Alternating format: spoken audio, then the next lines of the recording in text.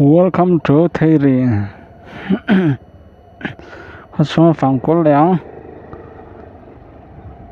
เทเรเขาชงปุ๋ยแต่สบายไปกุหลาบเขาเห็นขวาก็รันฟังแบบดอน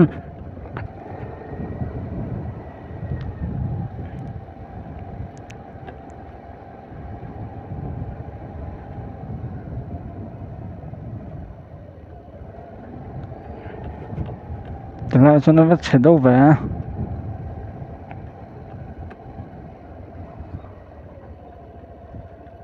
ก็ชงตักอันรู้ทุนอ่ะอันก็โดนล้างอ๋อก็ชงตักก็รู้เวทีอันตัวไหนนะครับที่ลำขวากันแล้ว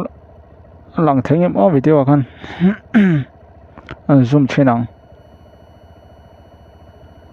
อ๋อเสียร์กอร์ขวาเนี่ยอันเสียทีมนั้นตัวจวน R.L. Lauren ไม่ใช่นารีเต้ขานอมนะคะเนี่ย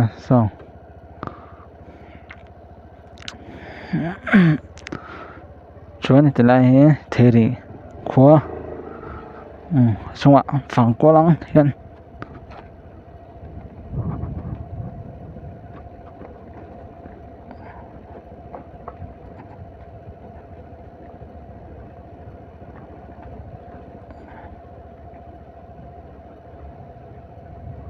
เทรีขวาพอเห็นเลียนไว้ครบไหมจะนำปังอักเกลเดว่าสันติเมนะเบียกินออกมาแล้วทางหลังเทมหมดเทมจะนำกันนวดจักรู้ชุกะrồi muốn cái tán đó có tiền đâu này nó mà nó chụp lại đấy chứ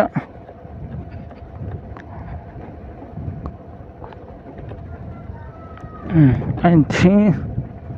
nó đón khóc mày hay cả con anh tao đó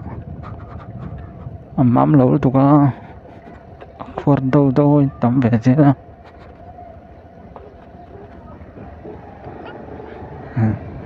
còn nó mà trọc qua một lỗ phát trếp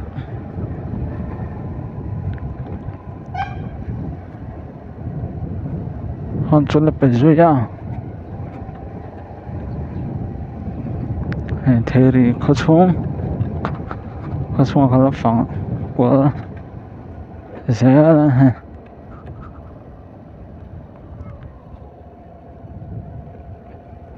thế thì khó bón nồng khóc mà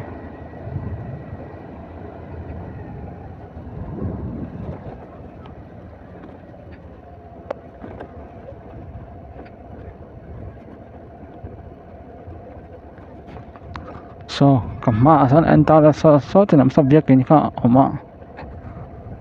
anh vắt cái lem lâu miếng thì làm chưa thì làm cái tháng lắm cái đỉnh lắm mày hắn rồi phải về rồi ăn khu lại thêm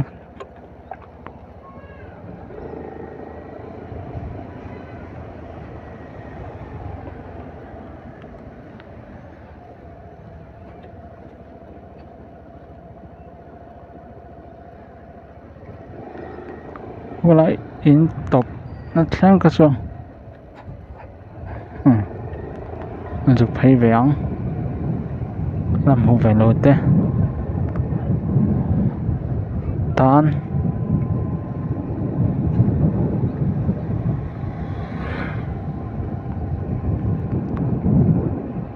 số thì làm sao tùy băng khoa lằng ha la trong hiện lằng thì về rất mấy sao tùy băng khoa hay lại thế in ống này ha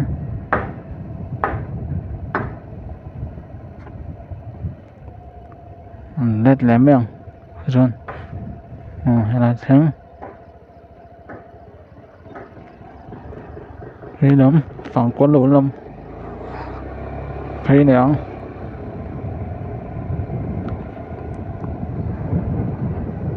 thì làm bao cả công này sắp khóc mày hey. Mà ra chuộng khu về đâu đó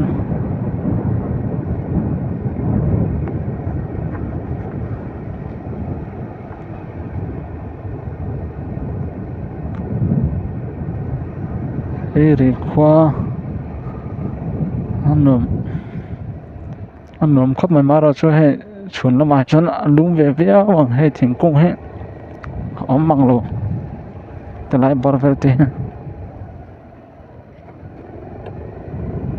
anh nó sẽ làm mày à thì hiện do có phải làm sao biết in phải về rồi mấy anh cái nào phải nó quăng cái tí đâu nói phải về rồi không ô anh về rồi không cú lại thôi cho nó좀 켈레 tất mấy ạ không 켈레 thì bồi có chỗ anh thoát không về đâu ạ tràn lên là mấy ạ wow và đến về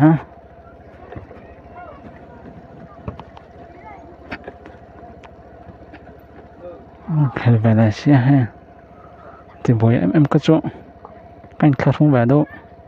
thì với từ mà chẳng luôn về hả nó bằng mà này sẽ là so ít xem biết kín đi mấy cả khá bằng ai trong rồi ít xem biết kín trên net là mấy net ngay khi lắm để nó mặc ha mà cho con em nó trở về đâu nhỉ ha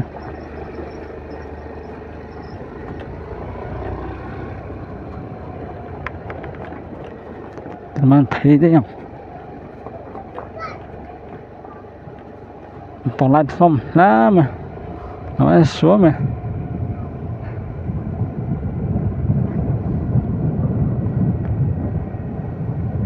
công cho mỏng tỏ lỗi khi thì lòng khi tỏ mấy trắng lòng kia cho lại vắt to là sao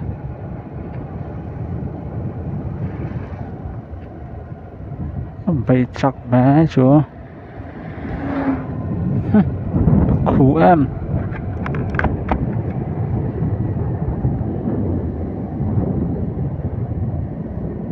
thế thì cứ xuống tan mấy cái này thế thì qua lớp ngủ về đầu tan video nó còn lằn lẽ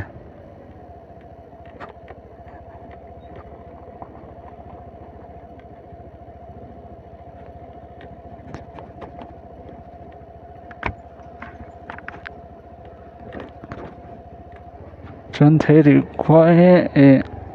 sẽ hạ district các ông thấu anh nhé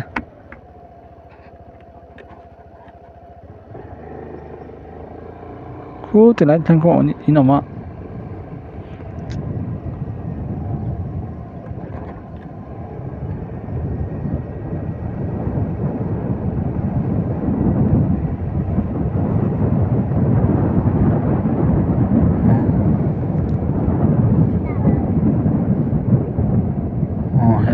thì lại tháng lại về đón khóc mấy lần chưa cái làm cái in bạc hoạt động về đấy ạ cái chỗ hàng một thế in nhân dạng office thì nó mà cái nó ở đi tới bên này mấy thế nè hắn được tóc lại phốt mèng hay lại thế thì khó chung phần của thế chung thì rong khá này phốt nó sẽ video xong xong thế bye bye